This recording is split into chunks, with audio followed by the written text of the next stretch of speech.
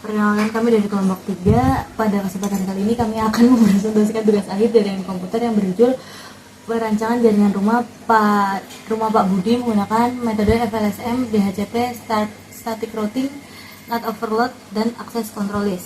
Slide 2. Saya Atika, ini Jihan, ini Diva. Oke, latar belakang. Pada studi kasus ini, Pak Budi memiliki rumah utama dan sebuah pavilion yang disewakan kepada anak kos.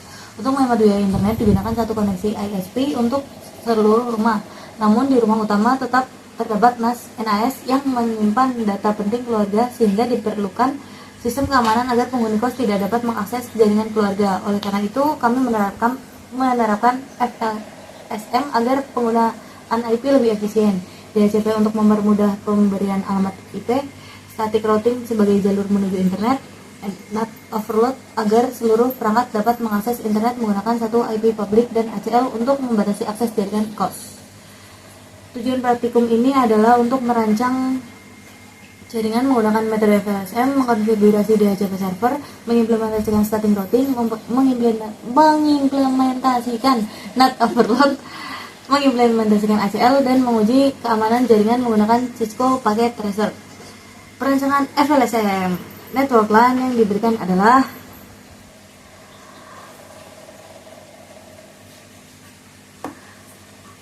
(192.168.13.0/24). Kemudian dilakukan subnetting menggunakan metode FLSM sesuai kebutuhan host. Area kos membutuhkan 30 host sehingga menggunakan subnet 27.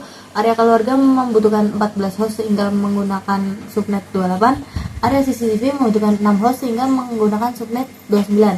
Sedangkan jalur WAN menggunakan network 11.11.113.8/30.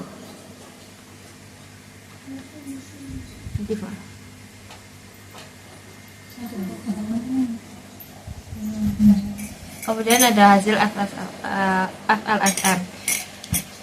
Alokasi IP address 1, yaitu untuk koneksi menuju ISP digunakan subnet 30.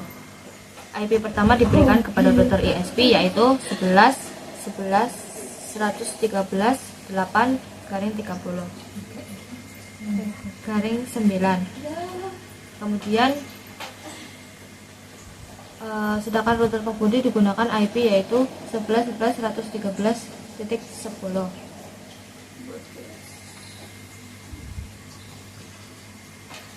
Alokasi IP area kos.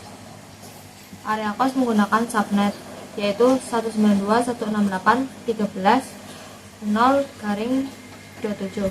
Gateway berada pada alamat 192.168.13.1. Kemudian DHCP memberikan alamat IP secara otomatis mulai dari 192.168.13.2. Alokasi IP area keluarga. Area keluarga menggunakan subnet yaitu 192.168.13.2/28. Gateway berada pada alamat 192.168.13.33.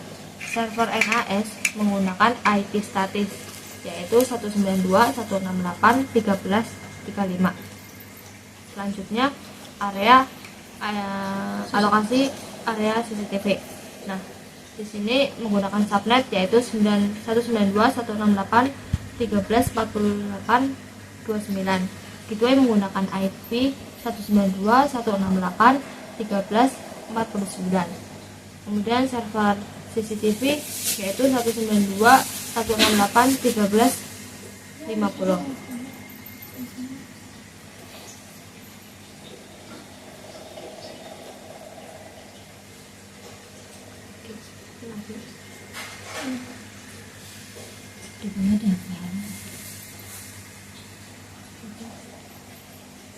Kemudian ringkasan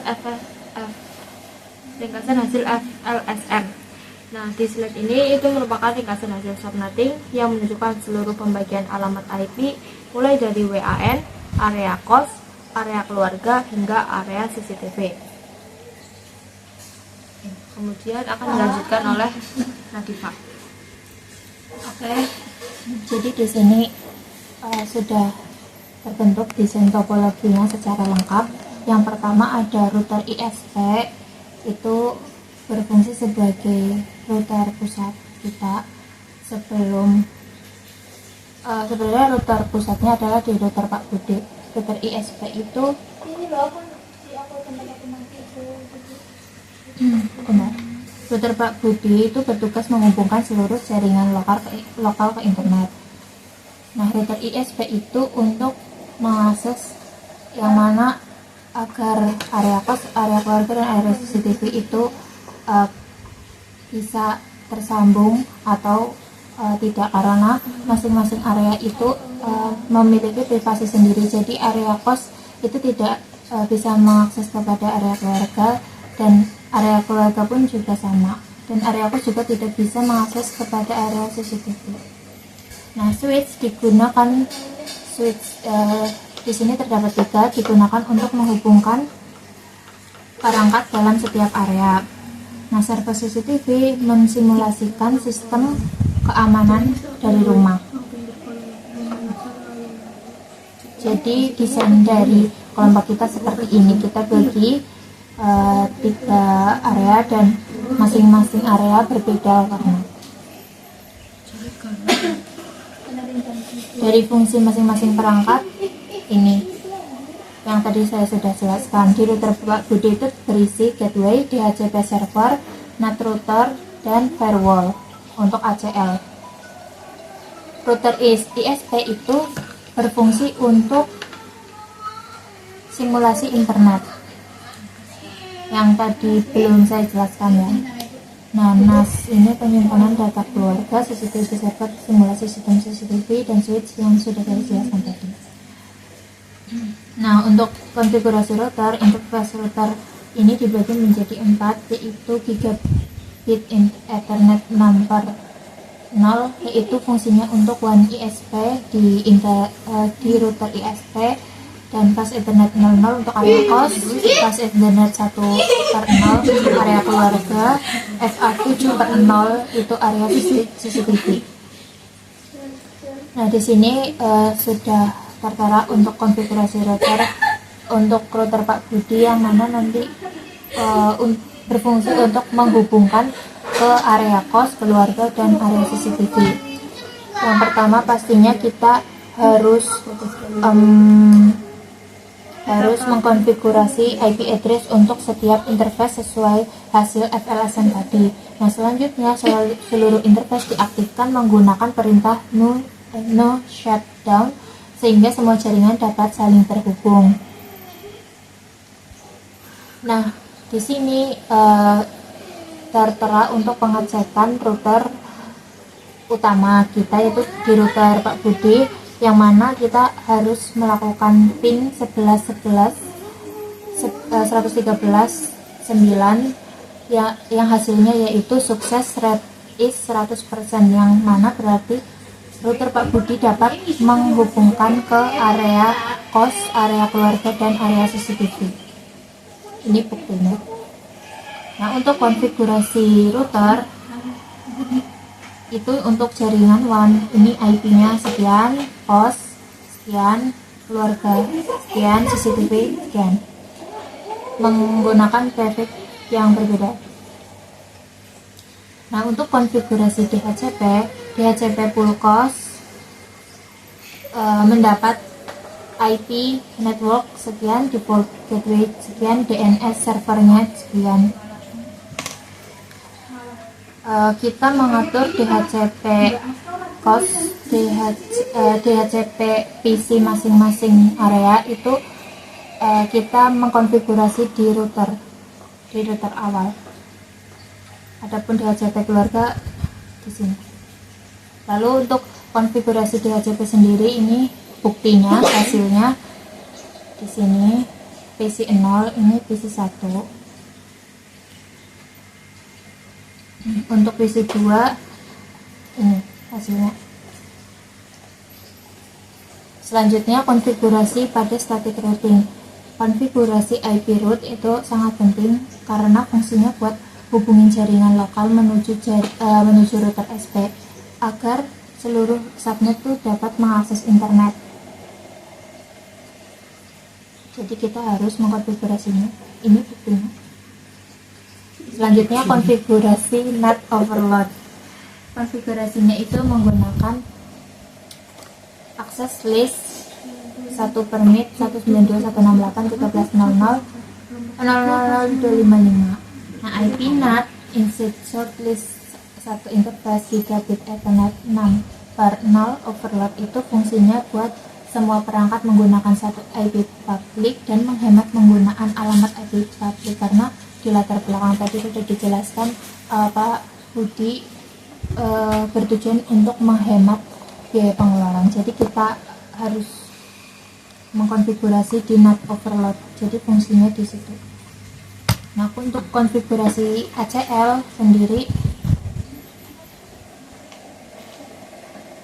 ACL itu diterapkan pada interface area COS. Nah, aturannya itu menolak akses dari area COS menuju area keluarga, menolak akses area COS menuju CCTV, dan mengizinkan akses selain itu menuju ke internet. Rule ACL ini dari COS ke keluarga, COS CCTV, COS ke internet. Jadi area COS nggak bisa ke keluarga, area COS nggak bisa ke CCTV, dan area COS boleh ke internet. Nah, ini untuk demonstrasi pengujiannya. Jadi kita masing-masing udah ngelakuin ping 113.9 hasilnya, yaitu reply from yang menunjukkan berhasil karena seluruh interface sudah dalam kondisi up.